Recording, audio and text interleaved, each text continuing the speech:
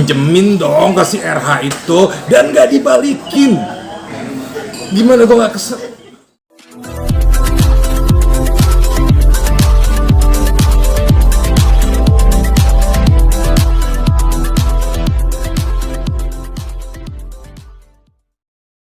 Juga nih di sosmed Mas Isna menanggapi sosok RH sendiri seperti apa nih Mas? Gue tuh sebetulnya gak bermaksud untuk viral lagi, viral gitu loh. Karena jujur dia temen gue gitu loh, si RH ini temen gue, dan gue kenal dia kan waktu di pencalekan dulu tahun 2014 gitu ya. Jadi sedikit banyak gue tahu sepak terjangnya dia seperti apa. Tuh. Nah kalau baru terbuka sekarang ya memang gimana ya, semuanya udah diatur sama Allah kalau menurut gue sih gitu. Jadi sepandai-pandainya tupai melompat pasti akan terjatuh juga gitu. Nah gue sendiri tidak mengalami apa yang dituduhkan kepada RH ini.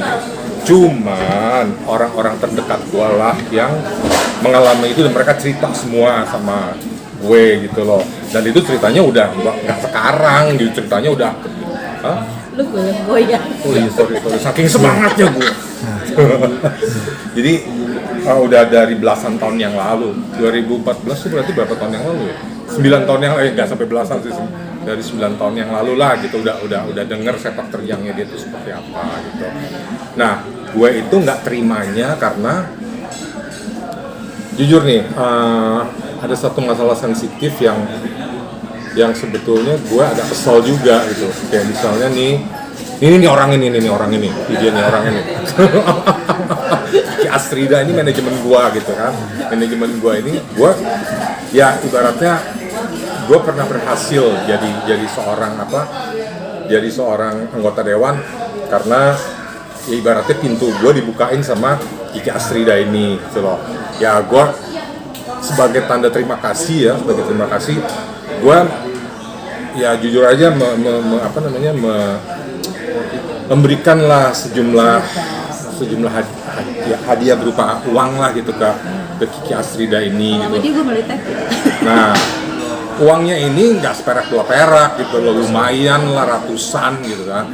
Nah gue sempat berpikir, gue kan kasih dia uang nih, kok duitnya nggak jadi apa-apaan ya gitu loh. Arti kata lu ya ibaratnya nggak jadi satu hal yang itu dalam jumlah besar soalnya kan, nggak berupa misalnya rumah lah atau kendaraan lah atau apalah gitu.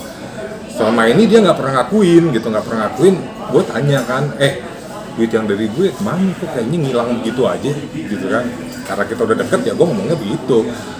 Selama ini enggak kok, gue pakai buat ini, buat itu, buat ini. Enggak, ternyata dia bohong gitu loh, bohong putih lah gitu, buat nutupin gitu.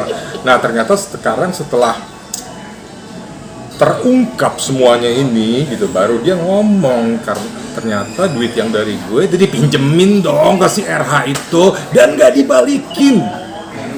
Gimana gue gak kesel? Buset, gue bilang, lu sok kebaikan amat lu gitu, gue ngasih lo itu sebagai ungkapan tanda terima kasih lo gitu, bukan lo bagiin lagi ke orang gitu. Emangnya lo lembaga keuangan, gue bilang gitu, emang lo panti sosial kan gitu. Nah itu jadi gue keselnya tuh itu gue nah terus ada lagi temen gue itu Rita Hasan juga curhat ke gue gitu loh, ada lagi si A, si B, si C gitu. Jadi sebetulnya gue udah tahu sepak terjangnya gitu, tapi ya namanya gue tuh nggak pernah kalau gue sih nggak pernah nggak pernah langsung gitu berhubungan dengan si RH ini, di punya satu masalah gitu, berarti gue nggak pernah gitu. Cuman karena orang-orang terdekat dan sahabat-sahabat gue yang terkena gitu, jadi ya gue cuman sekedar bikin ini aja sih, bikin VT di TikTok, sekedar speak up untuk ya siapa tahu dia punya inisiatif gitu untuk mengembalikan uang sahabat gue ini ke yang berhak gitu loh. Ya mudah-mudahan ada efeknya lah gitu. Jadi seperti itu. Tujuan gue sih nggak bermaksud untuk gibah, untuk fitnah atau apa, enggak gitu. walaupun gua nggak terkena efeknya langsung, tapi orang-orang yang dekat dengan gua ya terkena efeknya. Mas Krisna, Hmm. ini kan katanya si RH ini nanti akan datang malam ini ke Polres Ya. Utara untuk menyelesaikan dengan salah satu yang melaporkan dirinya. Ya. Gimana tanggapan Mas Krisna? Akhirnya selesaikan juga satu masalahnya.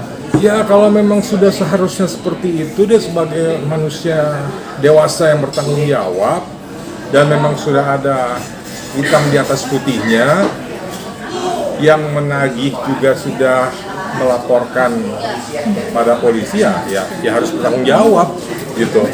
Jadi menurut saya itu tindakan yang satria ya, yang bijaksana gitu.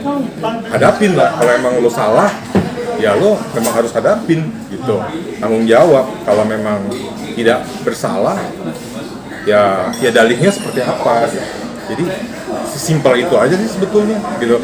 Ibaratnya lo salah, lo mau tanggung jawab, ya intinya masalah selesai gitu. Tapi kalau yang jadi masalah adalah ketika lo bersalah, lo berkelit, ya bukti-bukti udah ada, nah itu yang akan jadi masalah. Seperti itu aja sih.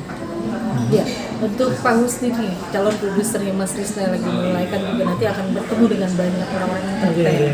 Dengan mendengar cerita ada kasus-kasus seperti ini, Banyak ada kasus, iya. kekhawatiran nggak sih? Waduh, saya mau terjun ke dunia baru nih, dunia uka-uka. Kalau terjadi misalkan maaf ya kayak begini, ya tipu menipu, ada nggak kekhawatiran ke sana? Nggak ada. Kalau bagi saya itu kan ini dinamika kehidupan. Jadi karena saya mulai mau masuk ke dunia itu, maka berarti saya harus siap. Terus nggak khawatir juga kalau suatu saat nanti juga namanya produser ya kan, Iya. banyak datang cewek cantik, kena gosip, Enggak, udah siap? Sudah siap karena kan niat baik, bukan niat macam-macam. Siap ketemu cewek cantiknya, apa siap kena gosipnya? Siap kalau itu kan resiko. Jadi udah paham resikonya. Oke. Jangan lupa ya di subscribe dan nyalakan lonceng notifikasinya.